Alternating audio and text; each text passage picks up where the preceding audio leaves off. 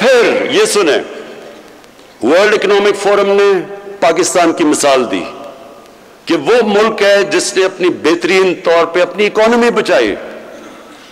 World health organization نے پاکستان کی مثال دی کہ کرونا سے انہوں نے سب سے بہتر طریقے سے اس کو انہوں نے ہینڈل کیا۔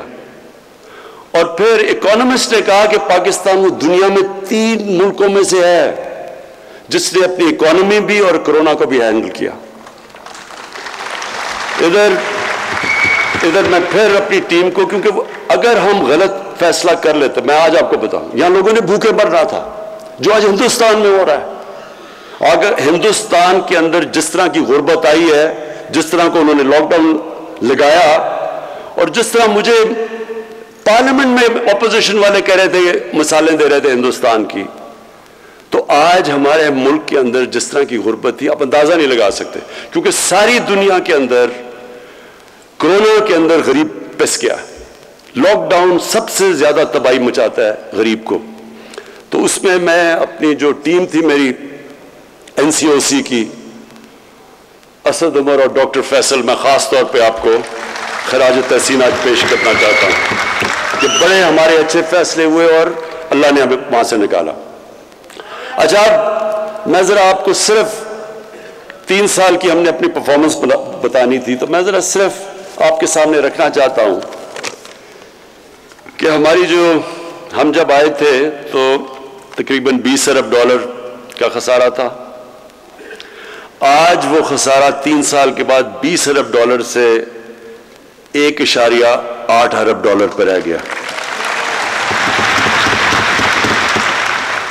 ہمارے فورن کرنسی ریزروز جب ہم آئے تھے تو پورے ملا کے $16.4 ارب تھا، اور آج ماشاءاللہ ہمارے $27 ارب پہ ریزرو چلے گئے ہیں۔ ہمارے جو ٹیکس کلیکشن تھی، یعنی کہ دیکھیں جب ایک گھر میں مثلاً ایک گھر جب مقروض ہو جاتا ہے تو وہ کیا کرتا ہے؟ اس کو اپنے خرچے کم کرنے پڑتے ہیں اور اپنی آمدنی بڑھانی پڑتی ہے، اور کوئی طریقہ جب سے اللہ نے دنیا ایجاد کی ہے اس کے علاوہ کوئی طریقہ نہیں ہے اس میں سے نکلنے کا۔ تو جب آپ خرچے کم کرتے ہیں تو لوگوں کو تکلیف ہوتی ہے۔ ایک گھر دیکھ لینا، گھر میں آپ خرچے کم کریں گے تو لوگ اپنا کھانا پینا کم کریں گے، مرغی سے دال روٹی پہ آ جائیں گے، اور بچوں کو اچھے سے اسکول سے نکال کے دوسرے اسکول میں ڈال دیں گے، کیونکہ آپ کو مشکل وقت سے تو گزرنا پڑتا ہے۔ ہر گھر کو جب یہ ایک گھر مقروض ہو جاتا ہے اس کو یہ کرنا پڑتا ہے، تو تب گھر والوں کو تکلیف ہوتی ہے۔ تو وہ بڑی تکلیف سے ہمارے لوگ گزرے، اور میں یہ بھی اللہ کا شکر کرتا ہوں کہ بڑی ماشاءاللہ ہماری ایک دلیر قوم ہے، ہم اس سے بڑے صبر سے نکلے۔ تو پھر ہماری جو کلیکشن تھی، ٹیکس کلیکشن، ہماری ٹیکس کلیکشن جب ہم آئے تھے تو 3,800 ارب تھی۔ 3,800 ارب روپیہ ہماری ٹوٹل ٹیکس کلیکشن تھی۔ آج وہ پہنچ گئی ہے 4,700 ارب پہ ہماری ٹیکس کلیکشن۔ اور یہ جو سارے میں آپ کو فگرز دے رہا ہوں یہ اسحاق ڈار کے نہیں ہیں، یہ اصل ہیں۔ اس کے بعد ہماری جو ریمیٹنسز ہیں جو باہر سے، اور ہمیشہ یہ یاد رکھے آپ کا اس ملک کا سب سے بڑا اثاثہ بیرون ملک پاکستانی ہے، یہ سب سے بڑا ہمارا اثاثہ ہے۔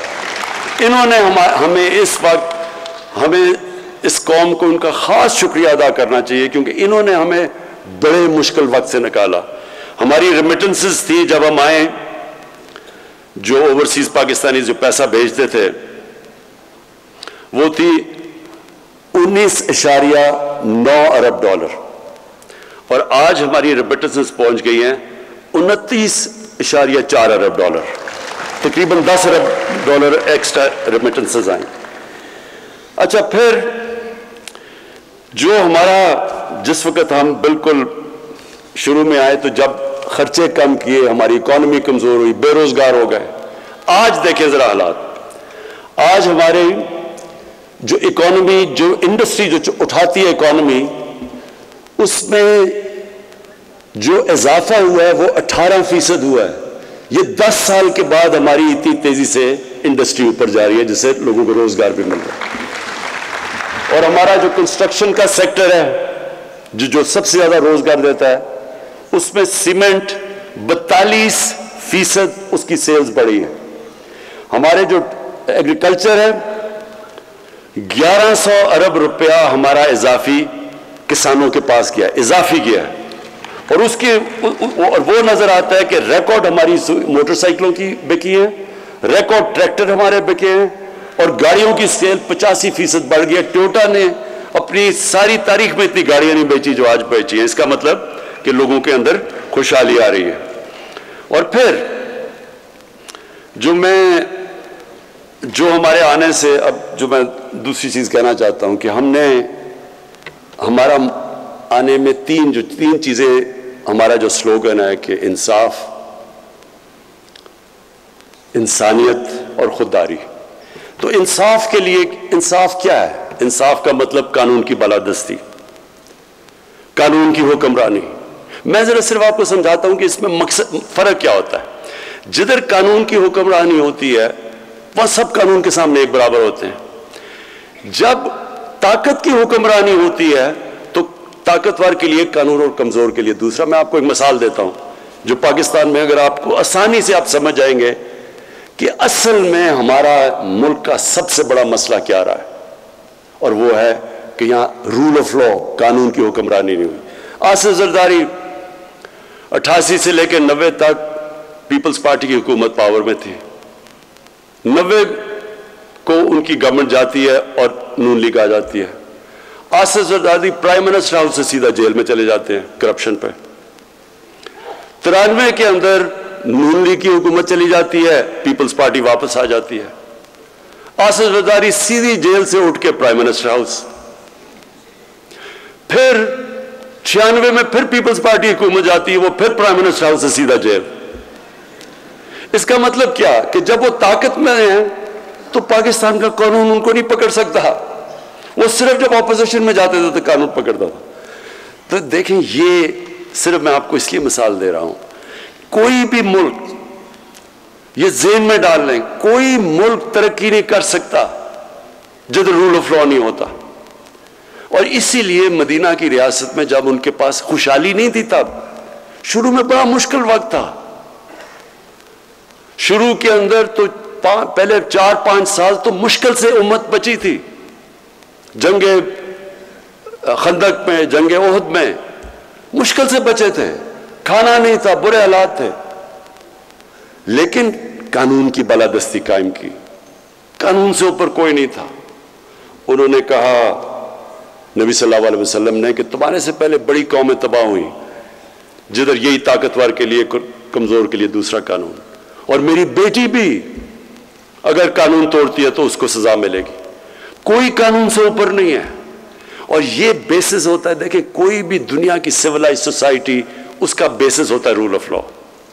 اور یہی ہمارا مسئلہ ہے. ہم اس لیے اوپر نہیں, کبھی یہ دیکھیں چھوٹے چھوٹے چور جتنی مرضی چوری کریں, ملک تباہ نہیں ہوتا. ملک تباہ تب ہوتا ہے جب عمران خان اور پرائم منسٹر اور اس کے وزیر چوری شروع کرتے ہیں, کیونکہ ملک کا خزانہ تو ہمارے ہاتھ میں ہے. تو کرپشن عام آدمی کی لوگوں کو تنگ کرتی ہے, پٹواری کی کرپشن لوگ تنگ ہوتے ہیں اس سے, یا تھانے دار کی. لیکن ملک جو تباہ ہوتا ہے جب اس کے طاقتور, اس کے پرائم منسٹر, وزیر, جب وہ چوری شروع کرتے ہیں.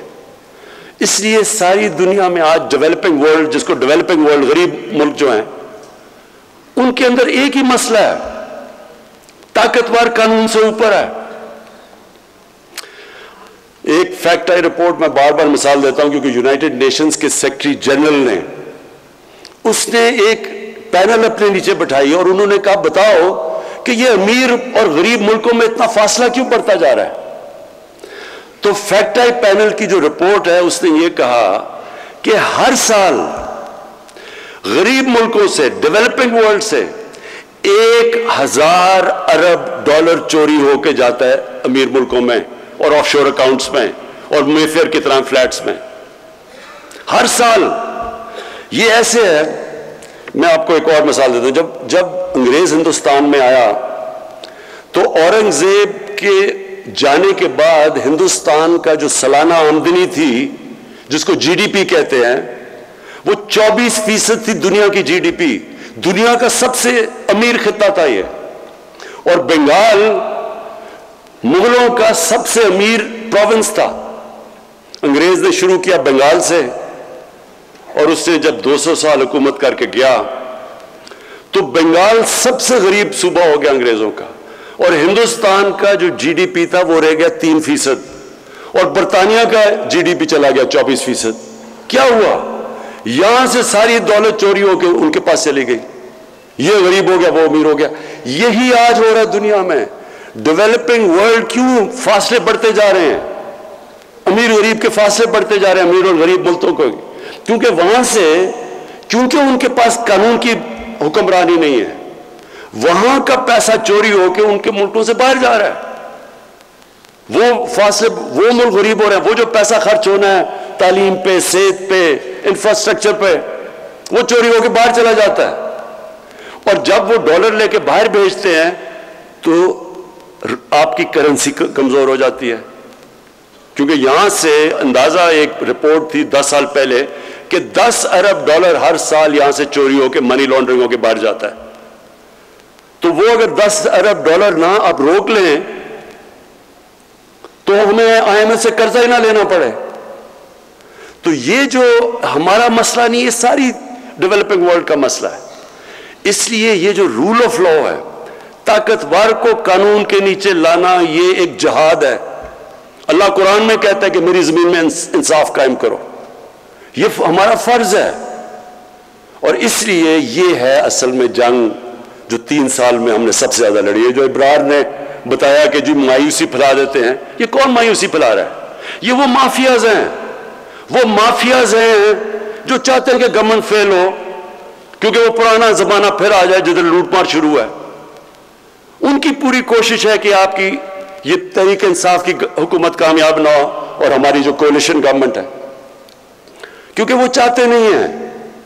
کیونکہ ان کے لیے آسان، یہاں سے ملک سے پیسہ نکالا، باہر لے گئے، باہر بڑے بڑے گھر اور پراپرٹیز لے لی.